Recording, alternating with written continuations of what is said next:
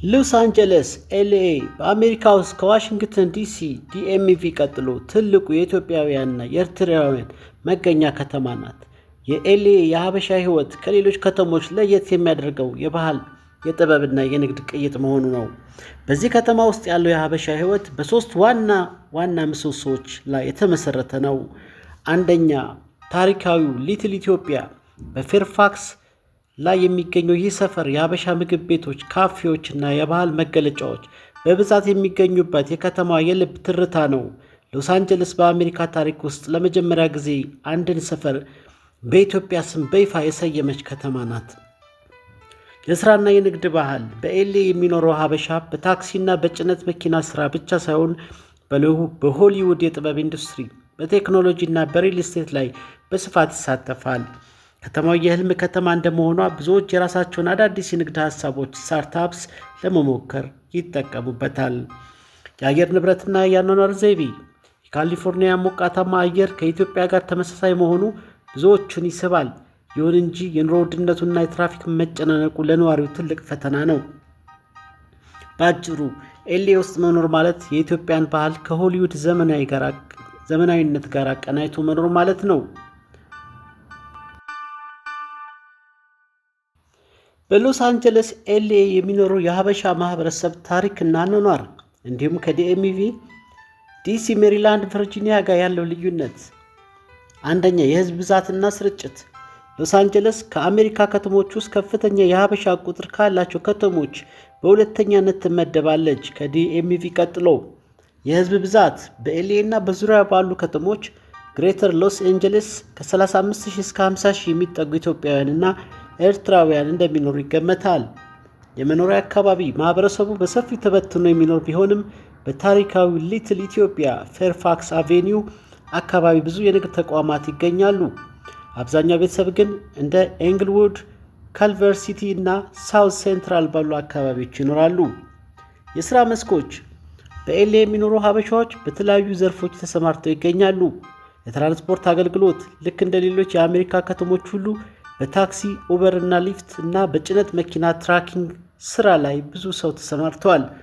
ንግድ በሊትል ኢትዮጵያ አካባቢ ያሉ ምግብ ቤቶች፣ ካፌዎች እና የባህል ልብስ መሸጫዎች። ጤናና ቴክኖሎጂ ቁጥሩ ቀላል የማይባል ባለሙያ በሆስፒታሎች እና በሲልከን ቢች የቴክኖሎጂ ኩባንያዎች ውስጥ ይሰራል። ፊልምና ጥበብ ኤልኤ የሆሊውድ መገኛ እንደመሆኗ በኪነ ጥበብና በፊልም ኢንዱስትሪ ውስጥ የሚሳተፉ ወጣቶች ቁጥር ከሌሎች ከተሞች ይበልጣል። የኑሮ ውድነት ኮስት ኦፍ ሊቪንግ ሎስ አንጀለስ ከአሜሪካ ውድ ከተሞች አንዷ ናት። ቤት ኪራይ በጣም ውድ ነው። ለአንድ መኝታ ቤት በአማካኝ $2,200 በላይ ሊጠየቅ ይችላል። መጓጓዣ የነዳጅ ዋጋ በካሊፎርኒያ ከሌሎች ክፍለ ሀገራት በጣም የላቀ ነው። መኪና የግድ ያስፈልጋል። ግብር ካሊፎርኒያ የግብር ኢንካም ታክስ በጣም ከፍተኛ ነው። እስቲ የኤልኤ እና የዲኤምቪ የንግድ ኑሮ ንጽጽር እንመልከት። ነጥቦች ሎስ አንጀለስ ዲኤምቪ የሀበሻ ቁጥር በኤልኤ ከፍተኛ ሁለተኛ ደረጃ ሲሆን በዲኤምቪ እጅግ ከፍተኛ የሚባል ሲሆን የሀበሻ መዲና ተብላም ትጠራለች። ዲኤምቪ የንግድ ሁኔታ ኤልኤ በምግብ ቤትና በቱሪዝም ላይ ያተኮረ ነው። በዲኤምቪ በተለያዩ ዘርፎች አይቲ፣ ገቨርንመንት፣ ኮንትራክቲንግ፣ ሪል ስቴት የሰፋ ነው። የቤት ዋጋ እጅግ ውድ ነው በኤልኤ እና ለማግኘትም አስቸጋሪ ነው። በዲኤምቪ ውድ ቢሆንም ወደ ሜሪላንድ፣ ቨርጂኒያ ሲወጣ የተሻለ አማራጭ አሉ። የስራ ዕድል በኤልኤ በግል ስራ እና በጥበብ ዘርፍ የተሻለ ነው። በዲኤምቪ በመንግስት ስራ እና በቴክኖሎጂ ሳይበር ሴኩሪቲ የተሻለ ነው።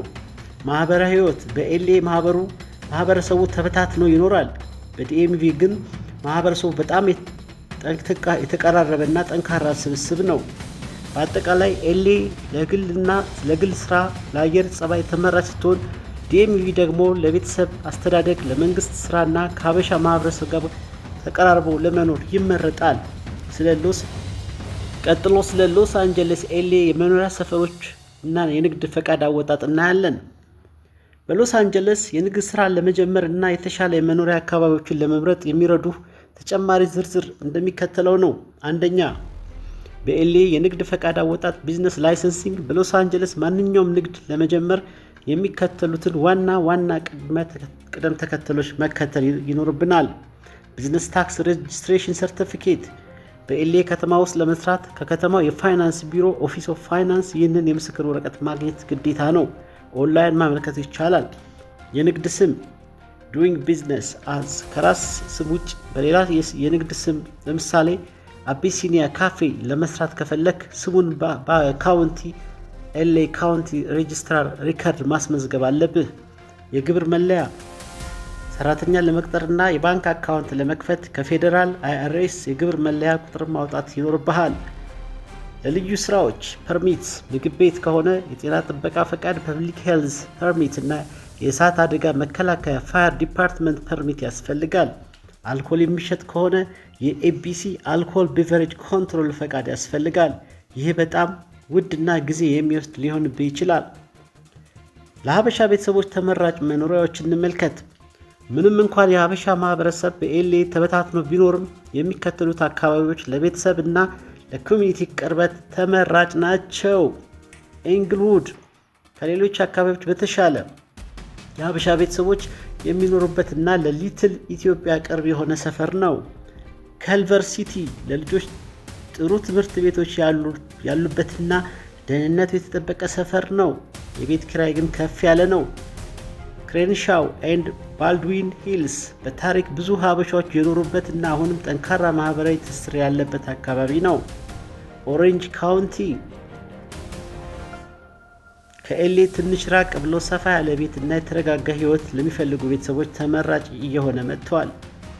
የማህበረሰብ መርጃ ተቋማት በኤልኤ ውስጥ ለሀበሻዎች መርጃ እና እርዳታ የሚሰጡ ድርጅቶችም አሉ። ሊትል ኢትዮጵያ ካልቸራል ኤንድ ሪሶርስ ሴንተር በፌርፋክስ አቬኒው አካባቢ የሚገኝ ሲሆን አዲስ መጪዎችን ለመርዳት እና ባህላዊ መረጃዎችን በመስጠት ይሰራል። ኢትዮጵያን ኮሚኒቲ ሎስ አንጀለስ ማህበራዊ ድጋፎችንና መረጃዎችን ለወገኖቻችን የሚያቀርብ ድርጅት ነው። የንግድ ሥራ ንጽጽር ኤልኤ ቨርሰስ ዲኤምቪ በኤልኤ ውድድር የበዛ ቢሆንም ከተማዋ የቱሪስት መዳረሻ በመሆኗ ለየት ያሉ የሀበሻ ምግቦችና ባህል ለውጭ ህዝብ በመሸጥ ፊውዥን ቢዝነስ ትርፋማ መሆን ይቻላል። በዲኤምቪ ደንበኛው አብዛኛው ሀበሻ በመሆኑ ንግዱ በሀበሻ ሸማች ላይ የተመሰረተ ነው። ኤልኤ ግን ከዓለም ዙሪያ ለሚመጣ ቱሪስት የመሸጥ እድል ይሰጣል። በሎስ አንጀለስ ኤልኤ ውስጥ ንግድ ለመጀመር ስታስብ በተለይ ለኢትዮጵያውያን ስኬታማ ለሆኑባቸው ዘርፎች የሚከተሉት ዋና ነጥቦችን ማወቅ ይረዳሃል። የሬስቶራንት እና የካፌ ንግድ ፉድ ኤንድ ቢቨሬጅ በኤልኤ ውስጥ የሀበሻ ምግብ በጣም ተወዳጅ ነው። ነገር ግን በሊትል ኢትዮጵያ ፌርፋክስ አካባቢ ቦታ ማግኘት አስቸጋሪና ውድ ሊሆን ይችላል። አማራጭ ቦታዎች አሁን ላይ ብዙዎች እንደ ኢንግልውድ፣ ኖርዝ ሆሊውድ ባሉ በማደግ ላይ ባሉ ሰፈሮች መክፈትን እየመረጡ ነው። ወጪ አንድ መካከለኛ ሬስቶራንት ለመክፈት ከኪራይ ከፈቃድና ከቁሳቁስ ጋር ከ150,000 እስከ $300,000 በላይ መነሻ ካፒታል ሊጠይቅ ይችላል። ፈተና የሰራተኛ ደሞዝ በካሊፎርኒያ ከፍተኛ መሆኑ፣ ሚኒመም ዌጅ እና የጤና ጥበቃ ሄልዝ ዲፓርትመንት ጥብቅ ቁጥጥር መኖሩ ነው። የትራንስፖርትና ሎጂስቲክስ ትራኪንግ ዲስፓች ይህ ዘርፍ ለብዙ ሀበሻዎች የሀብት ምንጭ ነው። ጥቅሙ ኤልኤ የአሜሪካ ትልቁ የወደብ መገኛ ፖርት ኦፍ ኤልኤ ሎንግ ቢች በመሆኗ የጭነት መኪና ስራ ሁልጊዜም አለ። የንግድ ቦታ ለዚህ ስራ ቢሮ በቤትህ ሊሆን ይችላል። ነገር ግን የጭነት መኪና ማቆሚያ ያርድ ማግኘት በኤልኤ በጣም ውድ እና ፈታኝ ነው። ብዙዎች መኪኖቻቸውን ከተማ ወጣ ባለ ቦታ እንደነ ኦንታሪዮ ፎንታና ያቆማሉ። ሶስተኛ የመኖሪያና የንግድ ቦታ ኪራይ ዝርዝር ማርኬት አናሊሲስ በአሁኑ ሰዓት በኤልኤ ገበያ ላይ ያሉ ዋጋዎች በጥቂቱ የቦታ አይነት፣ አካባቢና አማካኝ ኪራይ ትንሽ ቢሮ ከልቨር ሲቲ ላይ ከ$1,500 እስከ $2,500፣ ሱቅ ወይም ሬስቶራንት ሊትል ኢትዮጵያ ፌርፋክስ አካባቢ ከ$5,000 እስከ $9,000፣ መጋዘን ዌርሃውስ ሳውዝ ኤልኤ እና ካሪሰን ላይ ከ$3,500 እስከ $6,000። በኤልኤ ንግድ ለመጀመር 3 ወሳኝ ምክሮች። አንደኛ የህግ ሰውነት ኢንቲቲ ንግድህን እንደ ኤልኤልሲ ወይም ኮርፖሬሽን አድርገህ መመዝገብህ አረጋግጥ። ይህ የግል ንብረትህ ከንግድ ዕዳ ይጠብቅሃል። ኢንሹራንስ ካሊፎርኒያ በክስ ሎውስዊት የታወቀች ስለሆነች ጠንካራ የንግድ ኢንሹራንስ መያዝ ግዴታ ነው። የአካባቢ ጥናት ከመከራየትህ በፊት በዛ አካባቢ ያለውን የትራፊክ ፍሰትና የደንበኛ አይነት ሀበሻ ብቻ ወይስ የውጭ ሰው በሚገባ ማጥናት አለብህ። በሎስ አንጀለስ ያለውን ወቅታዊ የቤት ኪራይና የንግድ ቦታ ኮመርሻል ስፔስ ሁኔታ በሚከተለው ዝርዝር መረጃ ማየት እንችላለን።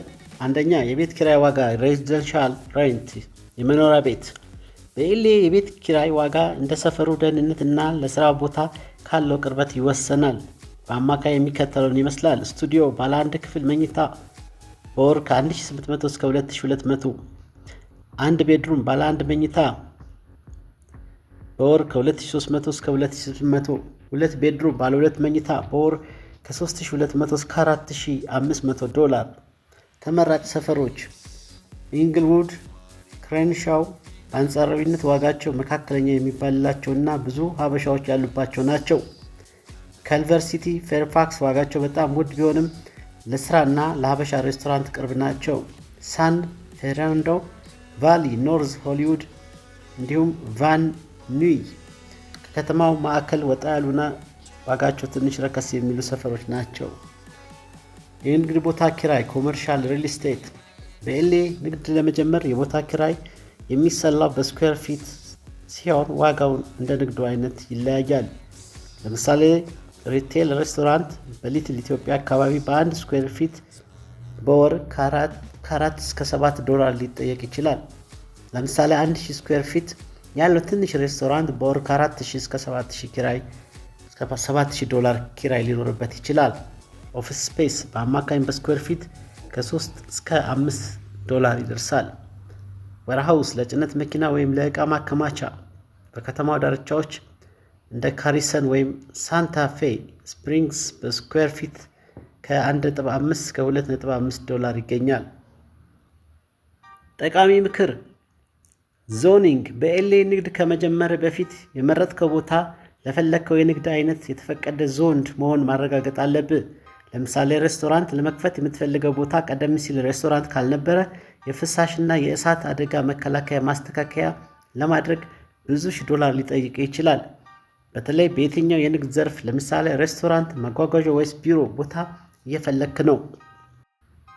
በሎስ አንጀለስ የሚኖረው የሀበሻ ማህበረሰብ የወደፊት ዕጣ ፈንታ ፊውቸር በተስፋና በአዳዲስ ተግዳሮቶች የተከበበ ነው። በቀጣዮቹ 10 እና 20 ዓመታት ውስጥ የሚከተሉት ዋና ዋና ለውጦች እንደሚመጡ ይገመታል። አንደኛ፣ ከከተማ ወደ ዳርቻ የመሸሽ ሂደት ጀንትሪፊኬሽን ኤንድ ሚግሬሽን። በኤልኤ የቤት ኪራይ እና የኑሮ ውድነት በከፍተኛ ሁኔታ እየጨመረ በመምጣቱ ብዙ የሀበሻ ቤተሰቦች ከከተማው እምብርት እንደ ሊትል ኢትዮጵያ እና ኢንግልውድ ወደ ራቅ ያሉ የዳርቻ ከተሞች ሳብረብስ እየፈለሱ ነው። የወደፊት እይታ እንደ ኢንላንድ ኢምፓየር፣ ሪቨርሳይድ፣ ሳን በርናንዲዮ እና አንቴሎፕ ቫሊ፣ ላንቸስተር፣ ፓልሜደል ያሉ አካባቢዎች አዳዲስ የሀበሻ መከማቻ ሊሆኑ ይችላሉ። ይህም የሊትል ኢትዮጵያን እንደ ንግድ ማዕከልነት ሊያስቀጥለው ቢችልም እንደ መኖሪያነት ግን ሚናው ሊቀንስ ይችላል። ሁለተኛ፣ የሁለተኛው ትውልድ ተጽዕኖ ዘሰከንድ ጄኔሬሽን። በአሜሪካ ተወልደው ያደጉ የሀበሻ ወጣቶች ወደ ስራው ዓለም በብዛት እየገቡ ነው። ሙያዊ ለውጥ እንደ ወላጆቻቸው በታክሲ ወይም በጉልበት ስራ ላይ ሳይሆን በቴክኖሎጂ፣ በሕክምና፣ በፊልም፣ ሆሊውድ እና በፖለቲካ ውስጥ ትልቅ ቦታ ይይዛሉ። የባህል ቅይጥ የወደፊቱ የሀበሻ ማንነት የኢትዮጵያዊነት እሴት ከአሜሪካዊ አኗኗር ጋር ያጣመረ አይደንቲቲ ኢትዮጵያን አሜሪካን ይበልጥ ጎልቶ የሚታይበት ይሆናል። ከባህላዊ ንግድ ወደ ዘመናዊ ኢንቨስትመንት የቀድሞ ትውልድ በሬስቶራንትና በትናንሽ ሱቆች ላይ ትኩረት አድርጎ ነበር። የወደፊቱ ግን ቴክኖሎጂና አገልግሎት፣ የሀበሻ ባለሀብቶች በሪል ስቴት፣ በሶፍትዌር ኩባንያዎችና በፋይናንስ ዘርፍ ላይ በስፋት መሰማራት ይጀምራሉ። ብራንዲንግ የኢትዮጵያ ምግብና ቡና በኤልኤ ውስጥ ከሀበሻ ማህበረሰብ አልፎ ለጠቅላላው አሜሪካዊ በዘመናዊ መልኩ እንደ ስታርባክ ወይም ቺፖቴል አይነት ሞዴል የመቅረብ እድሉ ሰፊ ነው። ፖለቲካዊ ንቃት ህሊና በዲኤምቪ አካባቢ እንደሚታየው ሁሉ በኤልኤ ውስጥም የሀበሻው ማህበረሰብ በከተማ አስተዳደር ውስጥ ድምፅ እንደሚኖረው የመፈለግ ዝንባሌ እየጨመረ ነው። ውጤት በቀጣይ ዓመታት በኤልኤ ከተማ ምክር ቤት ወይም በካውንቲ ደረጃ የሚወዳደሩና ተጽዕኖ ፈጣሪ የሆኑ የሀበሻ ተወላጆች የማየት እድላችን ሰፊ ነው። 5ኛ ትልቁ ተግዳሮት የባህል እና ቋንቋ ቀጣይነት። ወደፊት ትልቁ ፈተና የሚሆነው የአማርኛ ቋንቋና ኦርቶዶክስ ወይም እስልምና ሃይማኖት እሴቶች ለቀጣዩ ትውልድ ማስተላለፍ ነው። የቤተክርስቲያንና የማህበረሰብ ማዕከላት ራሳቸውን ከዘመኑ ጋር ካላስተካከሉ ወጣቱ ከማህበረሰቡ የመራቅ እድል ይኖረዋል። በአጠቃላይ በኤልኤ የሀበሻ የወደፊት ህይወት ከመኖር ወደ መበልጸግ from surviving to thriving የሚሸጋገርበት ወቅት ይሆናል። ኢኮኖሚያዊ አቅሙ እያደገ ቢሄድም ማህበረሰቡ በከተማ ውስጥ ተበታትኖ የመኖር ሁኔታ ግን እንደ ዲኤምቪ ጠንካራ ማህበራዊ ትስስር እንዲኖረው ፈታኝ ሊሆንበት ይችላል።